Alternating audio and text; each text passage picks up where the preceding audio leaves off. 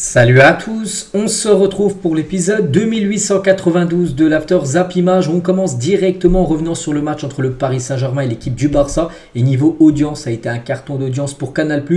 Donc ça a rassemblé quasiment 2,9 millions de téléspectateurs hier sur Canal+, et Canal+ Foot hier soir avec un pic à 3,3 millions de téléspectateurs. Cela sans compter les audiences de RMC Sport qui diffusaient également le match. Donc voilà, carton d'audience, beaucoup de personnes ont regardé le match. Et du côté tout simplement de Canal+, c'est la 4e meilleure audience de l'histoire de la Ligue des Champions sur les chaînes du groupe Canal+. Donc voilà, ça a été un carton d'audience. Beaucoup de personnes ont regardé ce match, Paris Saint-Germain FC Barcelone. Concernant le match retour, parce qu'on sait que le PSG n'a pas du tout fait un bon résultat avec une défaite, donc aucun stress n'est de mise dans le vestiaire du PSG après la défaite face au FC Barcelone. État d'esprit clair de la part de Luis Enrique et des joueurs. Les Rouges et Bleus se qualifieront au match retour malgré le résultat d'hier soir. Donc du côté du PSG, pas de panique, normalement, oui, maintenant il faut le faire sur le terrain.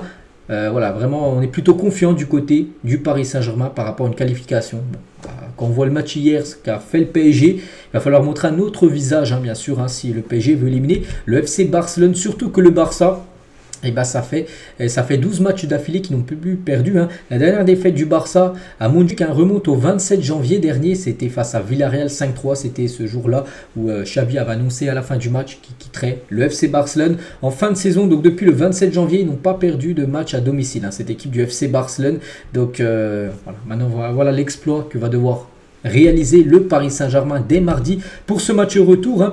Et pour Xavi, les gars, donc le Paris Saint-Germain est pour lui toujours favori selon Xavi, même après la victoire des siens au parc. Il a dit le PSG toujours favori, il a fait un gros match, mais nous sommes parvenus à le minimiser. C'est une belle victoire contre l'une des meilleures équipes du monde. Nous sommes à la mi-chemin, ça sera difficile à Barcelone, nous devons jouer de la même manière car le PSG est une super équipe et Luis Enrique ne fera aucun cadeau par rapport à ce match retour. Mais bon, quand même l'option, pour moi avant c'était du 50-50 par rapport au match. Par rapport à la qualif, ça allait se jouer sur des détails. Donc là, après le match que j'ai pu voir hier et que le Barça a un but d'avance et que le Barça recevra, pour moi maintenant, c'est quasiment quand même du 65% pour le Barça et 35% pour le PSG par rapport aux chances de qualification. Quand on voit ce qui s'est passé lors du match aller. Et concernant Xavi, n'oubliez pas que Xavi, fin de saison, il a annoncé officiellement son départ. Et la possibilité pour Xavi de rester au FC Barcelone est plus que jamais ouverte. Et en gros, il pourrait revenir sur ce qu'il a dit et peut-être continuer du côté du Barça, parce que quand il avait annoncé ça, c'était face à Villarreal, quand il avait perdu 5-3, là où vraiment le Barça était dans le rouge total, ça se passait pas bien, résultat. En plus, il venait de perdre la Super Coupe d'Espagne contre le Real Madrid en finale quelques jours avant, donc il avait annoncé bien sûr son départ, mais depuis les gars, ils n'ont pas perdu, ils sont bien partis pour se qualifier pour les demi-finales. C'est pour ça qu'il y a peut-être une possibilité pour que Xavi reste au FC Barcelone la saison prochaine. Le quotidien AS se moque de Luis Enrique, donc l'ADN ne suffit pas. Donc le coach du PSG avait déclaré mieux représenter le Barça que Xavi avant le match. Souvenez-vous, il avait eu un petit pic à Luis Enrique sur Xavi qui représentait mieux l'ADN du Barça. Et voilà, ce qu'ils ont mis à l'ADN ne suffit pas tout simplement, parce que bien sûr c'est Xavi qui a plutôt gagné son match hier contre Luis Enrique. Concernant Vitinha, regardez ce qu'il a posté sur son compte Instagram, donc une photo de lui lorsqu'il a fait la célébration de son but inscrit. Et surtout c'est le titre, donc c'est pas fini, tous ensemble, lui il y croit. Et bien sûr il faut y croire du côté du PSG, comme je l'ai dit, le PSG est plutôt confiant malgré la défaite hier. Il y en a beaucoup qui pensent que le PSG peut le faire, bien sûr, en Ligue des Champions on a déjà vu plein de fois des comebacks. Bon après là il va falloir faire un gros match et surtout ça sera à l'extérieur, là ça sera pas à domicile pour le Paris Saint-Germain. Mais voilà, le PSG bien sûr a les capacités de faire un gros match retour. Concernant Kylian Mbappé, donc lui s'est fait, on peut dire, dégommer, allumé par la presse espagnole. Le journal Sport, Mbappé avait méprisé le Barça, une arrogance qu'il a payé cher. Koundé a mis en évidence tous ses défauts.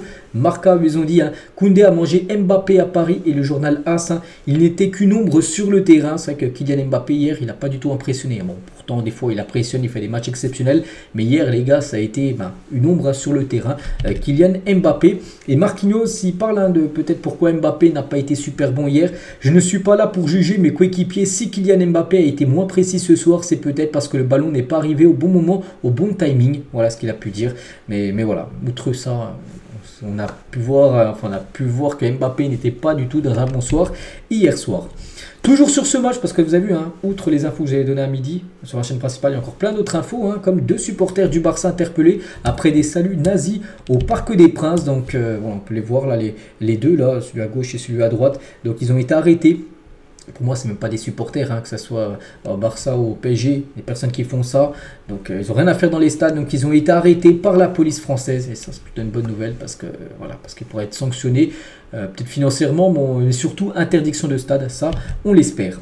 Pedri, tiens, parle de sa passe exceptionnelle. 1 minute après son entrée en jeu, il fait une passe exceptionnelle pour Rafinha. Il revient par rapport à ça. Il a dit: j'essaie toujours de rentrer avec la mentalité de vouloir le ballon. Et l'un des premiers, je pense, hein, mon premier, je vois Rafa, donc Rafinha, qui n'arrête jamais de frapper. Et Dieu merci, je lui ai donné la balle parfaite et il l'a terminé de façon spectaculaire. Voilà, bon, après, ça a été un but où juste il l'effleure tout simplement, Rafinha, mais ça suffit tout simplement pour battre Donnarumma, qui n'a même pas plongé, hein, tout simplement sur cette petite frappe, on peut dire, hein, de Rafinha. Et en parlant de Rafinha, il a remporté tous les matchs officiels dans lesquels il a marqué avec le FC Barcelone.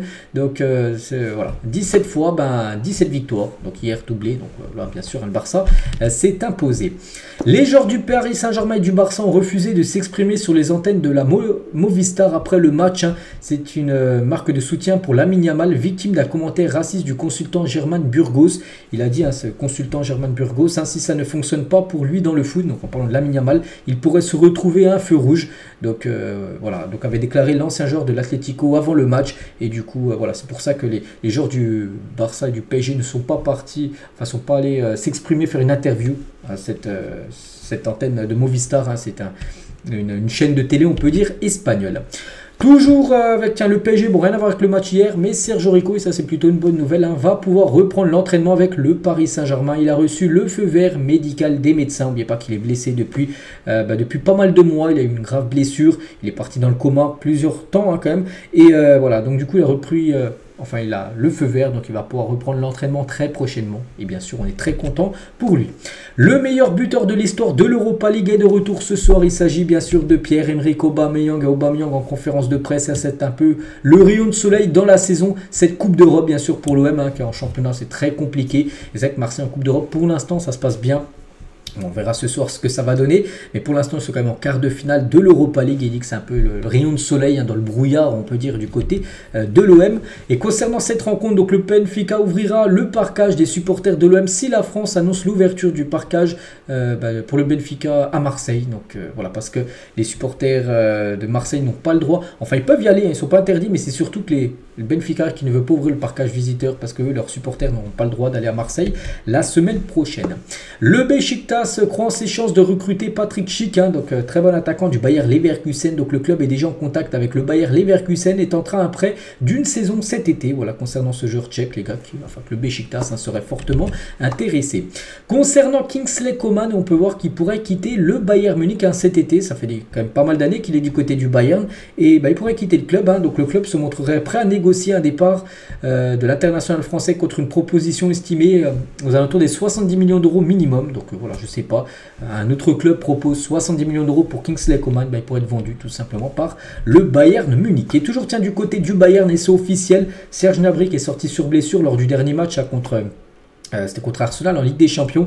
Donc blessé à la cuisse gauche avant-hier soir contre Arsenal, Serge Gnabry sera absent au minimum 2 semaines. Donc il manquera le match retour mercredi prochain avec la réception des Gunners. Le PSG, pas satisfait de Randal Colomoni, réfléchit à une vente pour recruter. C'est quoi hier, je crois qu'il n'est même pas rentré en cours de jeu, Randal Colomoni, pourtant il n'était pas blessé, hein. Le joueur n'a aucune intention lui de quitter le club parce qu'il touche un bon salaire, puis il est à Paris, tout ça. Mais voilà, c'est plutôt le PSG, les gars, si une belle offre arrive, il pourrait vendre potentiellement Randal Colomoni. Et on finit aujourd'hui avec Andy Diouf, hein, qui souhaite participer aux Jeux Olympiques de Paris 2024. Donc le jeune joueur de l'équipe de France Espoir, il a dit: c'est un objectif, ça n'arrive qu'une fois dans une carrière, les JO. Je suis originaire de Paris, c'est l'équipe de France, des internationaux A vont même venir, on peut apprendre en côtoyant tout ça. Donc c'est pour ça que le joueur, enfin Andy Diouf qui joue, je crois, du côté de Lens, hein, aimerait participer à cette compétition. Donc voilà tout ce qu'il y avait à dire aujourd'hui. J'espère que ça vous a plu. On se retrouve certainement demain, bien sûr, hein, pour le prochain After Zap Image. À demain.